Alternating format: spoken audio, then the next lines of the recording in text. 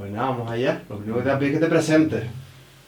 Bueno, me llaman, en este caso, Pablo Expósito Hernández, vivo en Aguamansa, nací en Aguamansa en el año 61 y nada, y vivo aquí en este barrio, fabuloso y espectacular, porque como esto para mí no hay otra cosa.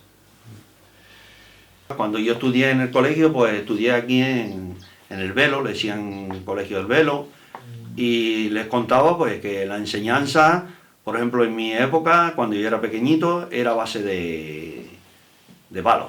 Es decir, era un miedo tremendo al profesor y era estudiar con miedo. Tengo una anécdota que la dije a los chiquillos, que fuimos a hacer un examen y dijo, vamos a hacer esta operación, y para mí una operación significa operar. Y yo pensé, digo, ¿y cómo vamos a hacer una operación aquí? Y era una operación de matemáticas, es decir, que ni sabía lo que era.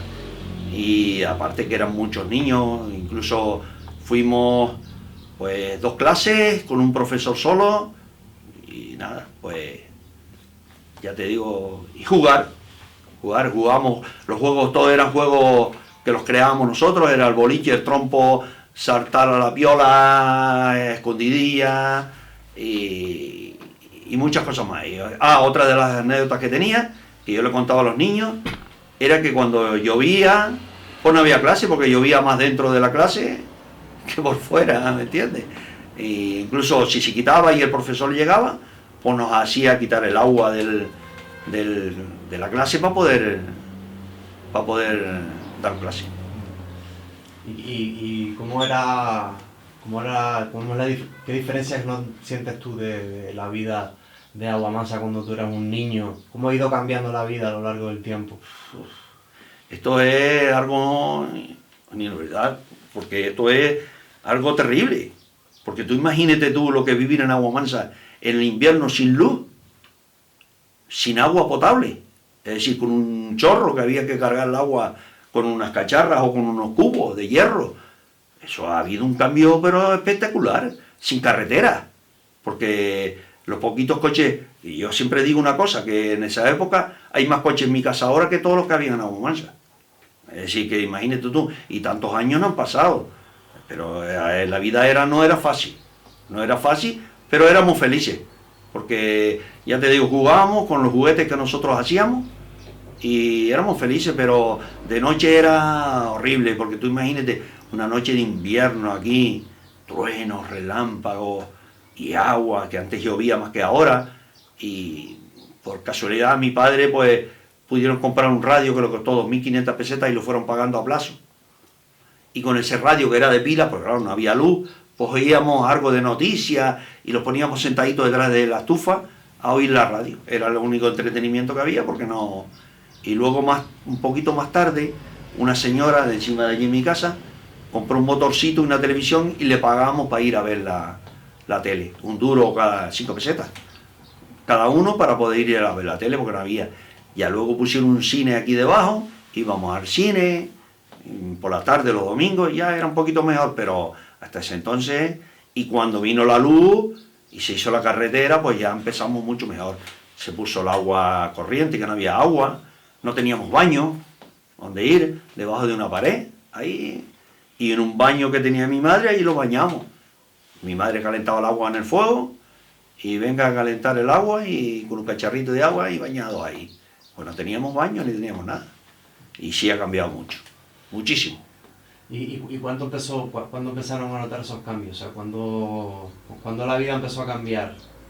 Para mí empezó a través de que se puso la luz.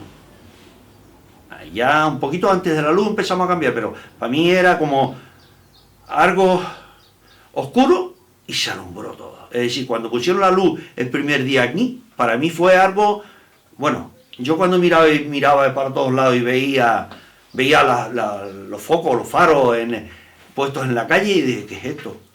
Me recuerdo cuando vino la primera, eso es otra anécdota que tengo. Cuando mi madre trajo la nevera, no estaba mi madre, estaba yo, vino el técnico, montó la nevera, la enchufó. No, me dice, dentro de un rato la enchufa. La enchufé, y lo primero que puse una botella de agua, a ver, para que se enfriara, a ver qué sentía yo con ese frior de esa nevera. Es decir, no tomamos nada fresco aquí, nada, porque tú imagínate, en el verano aquí con el calor, íbamos ahí, que hay una galería, y traíamos el agua, que yo te lo conté el otro día, traíamos el agua fresquita, natural, pero salía fría. Pero nada de frío, nada. Ni un helado era cuando iba por la Orotava, y supuestamente mi madre podía comprármelo.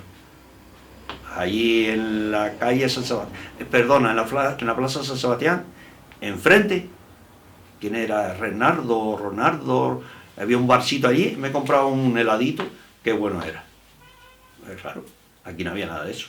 Pero sí se cambió. A través de la luz, cambiamos totalmente.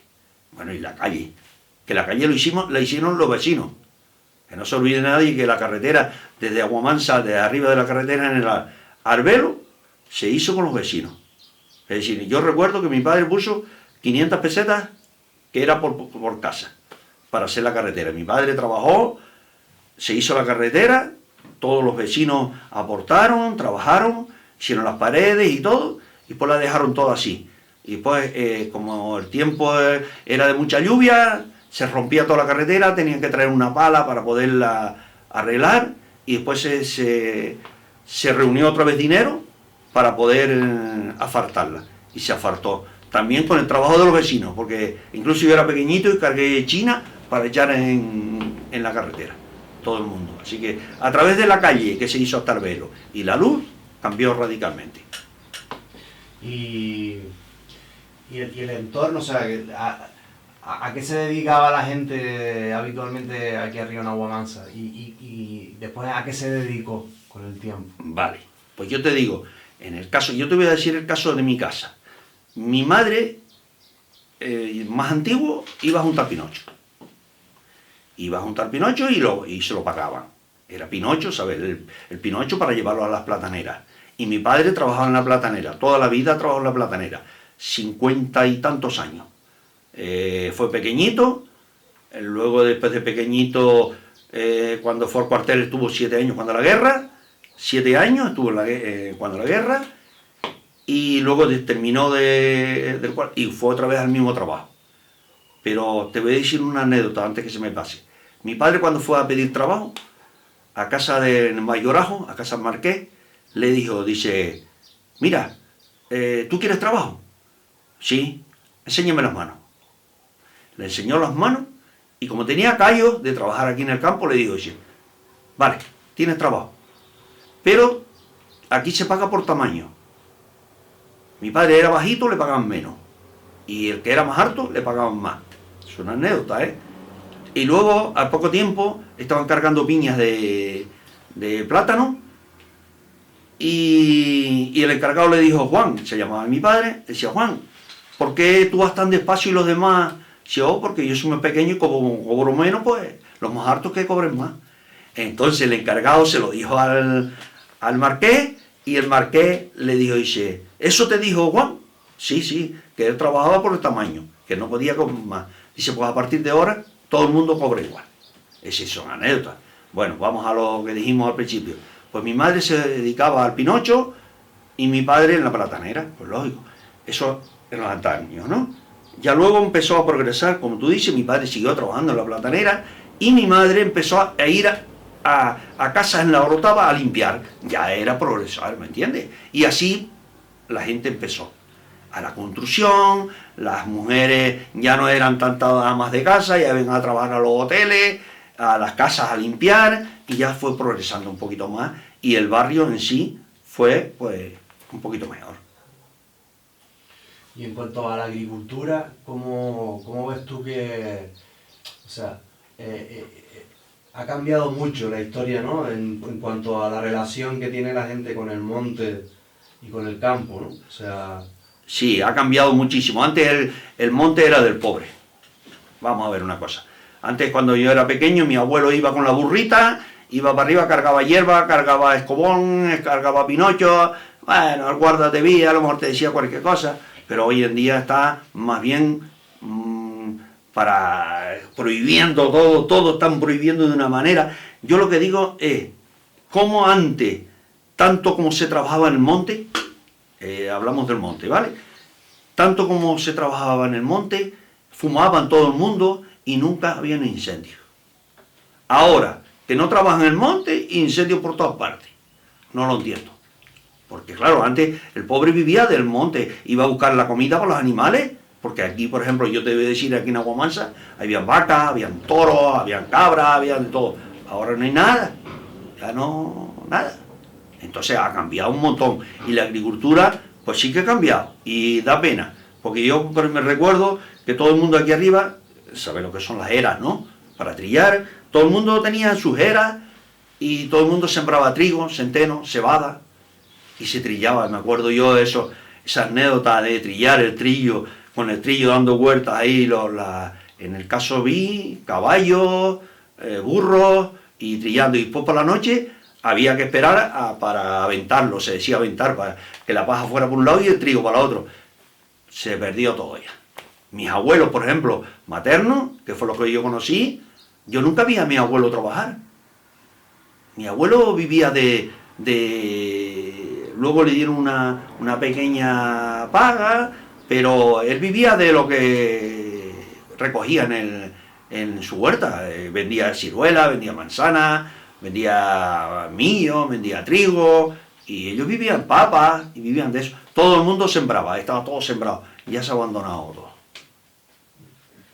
¿Y por qué crees tú que pasa eso? ¿Qué ha pasado eso? Yo qué sé, porque la gente se ha ido más cómodo, pienso yo, ¿no? Por ejemplo, la gente que se ha ido a trabajar, que antes de trabajar campo, se ha ido a trabajar a los hoteles, se ha ido a trabajar a las tiendas, se ha ido a trabajar a todos lados, que dices tú, yo voy a una huerta a trabajar. Antes se cavaba papas por la mañana, al mediodía se almorzaba y se empezaba por la tarde otra vez, y se merendaba en el terreno de cavar papas. Hoy le haces tú eso a un chico joven y no va más nunca al terreno que le pague lo que le pague. Claro, es la comodidad. Entonces se ha ido abandonando y ahí está. ¿Y tú crees que esos valores que se tenían antes del campo, o ¿no? Sobre todo esos valores del campo, que se transmitían de padres a hijos, eso de alguna manera sigue estando en Aguamansa? Sí, sigue estando, sí. Lo que pasa es que los hijos, hay muchos hijos que lo van cogiendo, ¿me entiendes? Y lo saben hacer, los trabajos y saben hacerlo todo. No harán esos valores tan grandes, esas fincas tan grandes de terreno, pero hacen pequeñitos trozos y sí, siguen, sí. Lo que pasa es que hoy, ya te digo, está todo prohibido. En mi casa habían 2 cabras, fijo. Yo pongo 2 cabras ahí, aquí a criar 2 cabras y los vecinos me denuncian enseguida por malos olores, porque la cabra vela o el gallo canta. Es así. Y estamos en el campo. Ya todo molesta. Y en ese sentido, ¿cómo crees tú que, no sé, cómo podríamos hacer para que los chicos, aquí que está tu nieto Hugo, ahí que está aquí sentado, recibiera todo eso, aparte ¿no? de por ejemplo lo que tú has hecho con ellos en el colegio, ir a contarles? ¿Crees que de alguna manera esos valores deberían de estar mucho más presentes para que los niños... Sí, debería estar más presente y darle más orientación hacia lo que es el campo, porque no se olviden que ellos viven en el campo, o no lo olvidemos, vivimos en el campo. Y yo creo que lo bonito es eso, que los valores, eso que nosotros, nuestros antepasados, los tuvieron, que los tengan ellos también. Si, por ejemplo, no quieren sembrar 4 sacos de papa, que siembren un trocito, la verdura y todo. No hay nada como sembrar uno y recoger. Las formas de vida, las construcciones, las casas, todo esto, en ese sentido, ¿cómo ha evolucionado la vida aquí?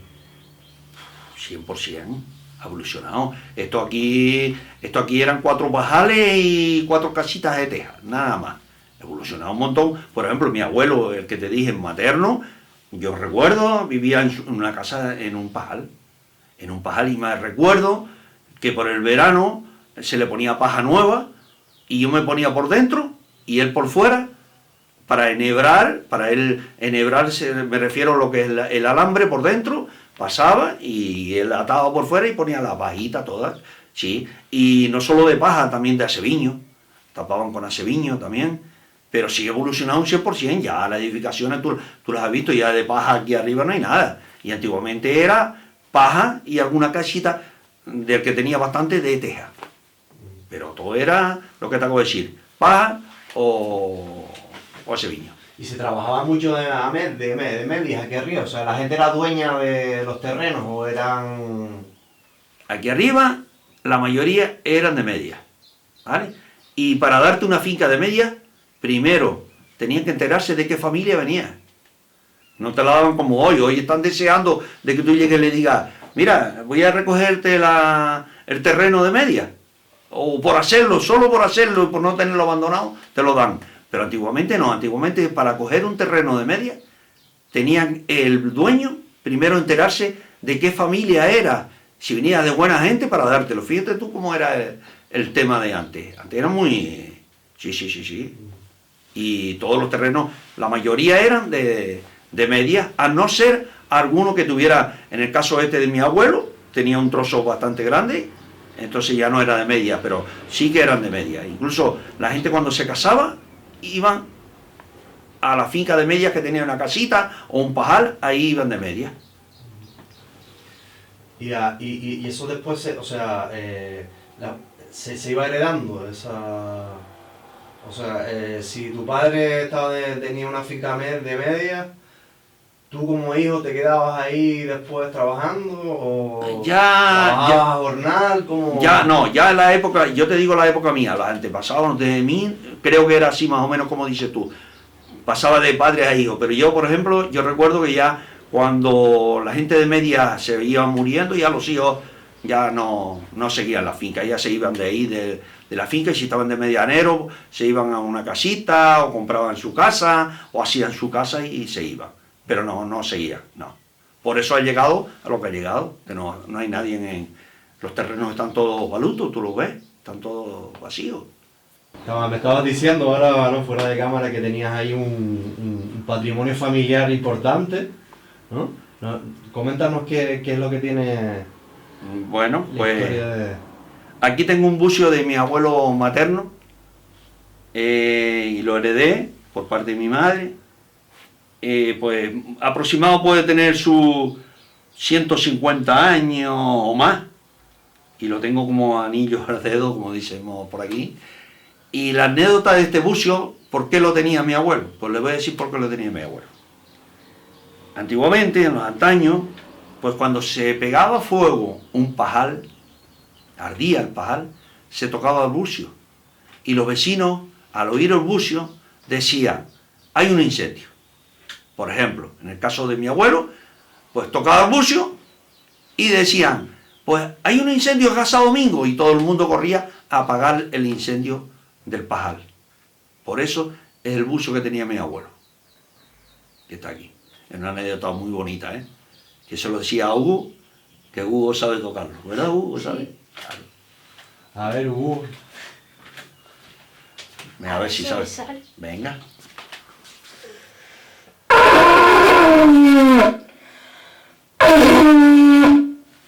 Ahí va. La transmisión de los valores de padres a hijos, en este sentido, por ejemplo, de la ayuda, ¿no? Como está diciendo, ¿no? La anécdota está con el bucio, digo, que llamaban con el bucio y todo el mundo iba a ayudar, ¿no? ¿Crees que de alguna manera esos valores se han ido transmitiendo o las personas que viven hoy se lo están transmitiendo a las nuevas generaciones? Yo creo que en las generaciones de mi nieto ya se están terminando un poco. Yo, en el caso mío, sí se la estoy transmitiendo a él. Diciéndole, siempre le estoy explicando para que él siga, son anécdotas. Yo, por ejemplo, digo anécdotas de mi padre, pero sí se está acabando un poquito. Porque yo recuerdo cuando pequeño, por ejemplo, en verano los reuníamos todos por ahí, los sentábamos debajo de un castaño y los poníamos a hablar. Hoy en día ya eso se ha perdido. Ya hoy en día el coche pasa, pip, pip, adiós, adiós, y ya está. Pero cuando pequeños los reuníamos todos ahí, lo mejor compramos una Coca-Cola y venga con la Coca-Cola y venga a hablar. Ya eso se ha perdido totalmente, porque cada uno va a lo suyo, a su vida.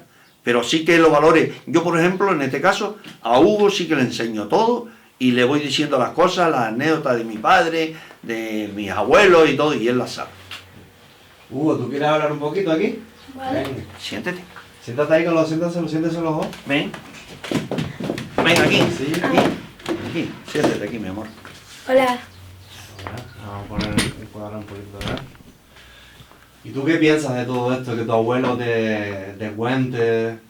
¿Cómo lo vives tú todo eso? Pues lo veo bien, que, o sea, que se han perdido las cosas poco a poco, deberían de recuperarse los valores poquito a poco. Y yo, por ejemplo, de mayor me gustaría tener a lo mejor una huertita de 500 metros, algo así, para más que sea plantar papas, frutas, verduras, para seguir Tradiciones. con la tradición de Agua Mansa, porque al fin y al cabo, como dice él, vivimos en el campo y hoy en día molesta ya todo y enseguida llaman a la policía y ya está. Es verdad.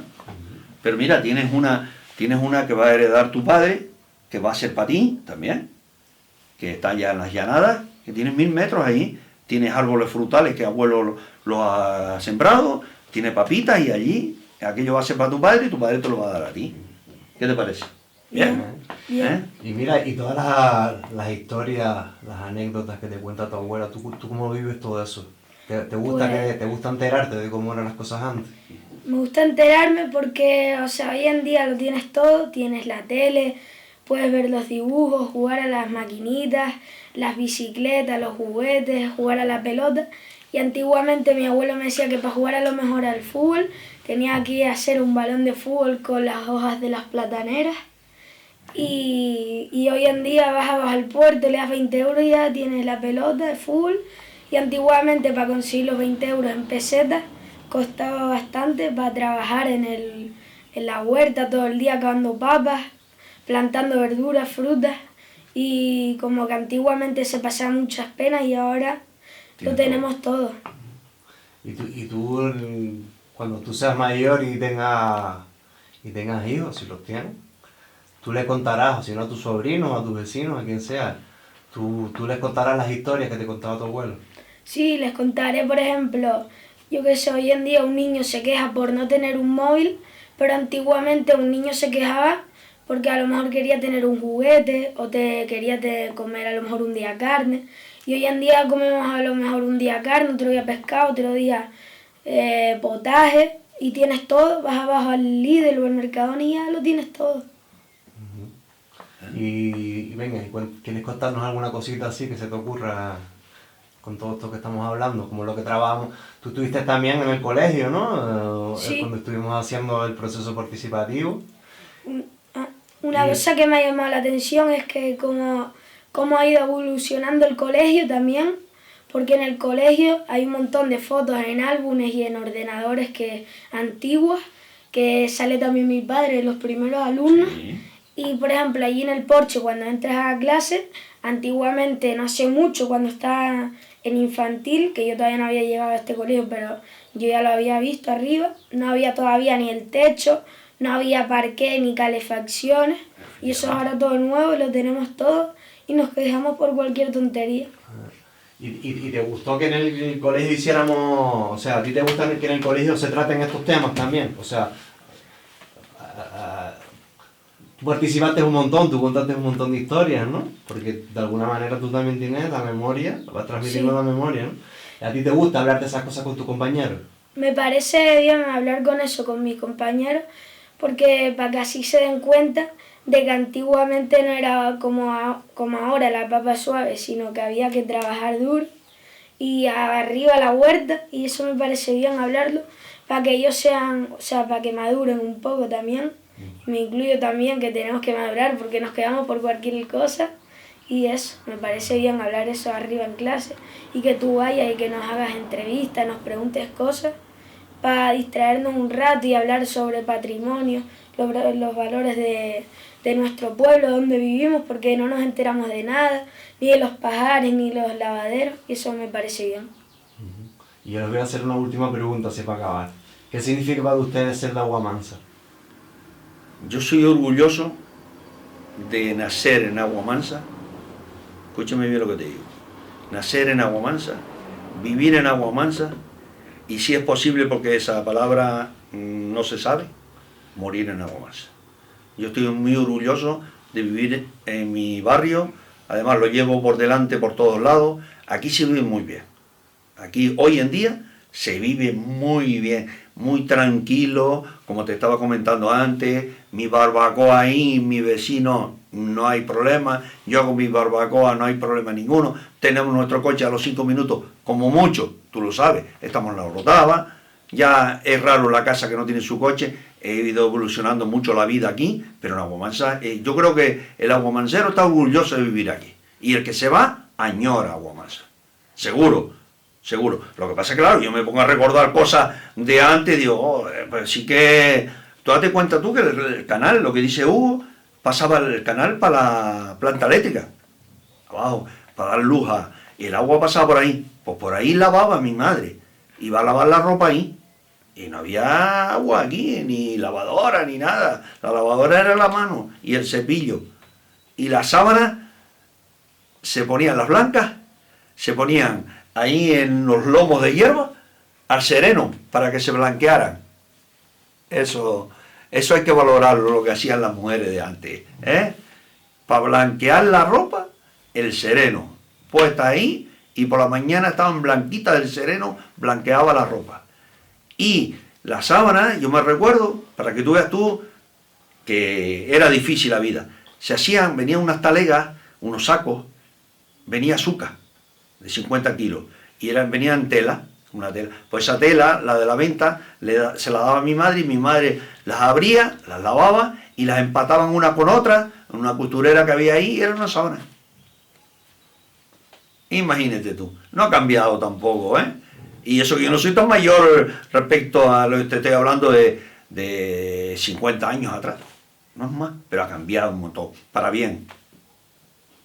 ¿Y para ti, Hugo, qué significa ser Aguamansa? Yo antiguamente, antes, hace un par de años, 5 años, vivía en un piso en la Orotava y no vivía muy bien, o sea, sí, pero no, porque allí los vecinos molestan y a lo mejor de madrugada se ponen a cantar o algo.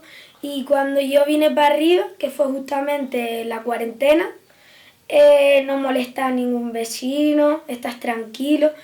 Podías a lo mejor estar en la azotea aquí viendo estas vistas a la montaña, que son preciosas. Y eso, yo aquí vivo mejor que en ningún lado, porque estás en el monte, vivimos todos juntos, toda la familia aquí junta en Aguamansa y eso. Él vive en mi casa, él es como si fuera de mi hijo, ¿verdad, mi amor? Sí.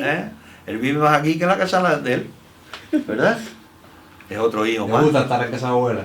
Bueno, mira tú, aquí le hacemos nosotros el gusto en todo, ¿verdad, mi amor? Sí. Pues muchísimas gracias a los dos por participar vale. y por hacer posible todo esto. Lo que se ofrezca. Gracias. Tú sabes que lo que se te ofrezca, aquí estamos. Pues muchas gracias. ¿Vale? Gracias.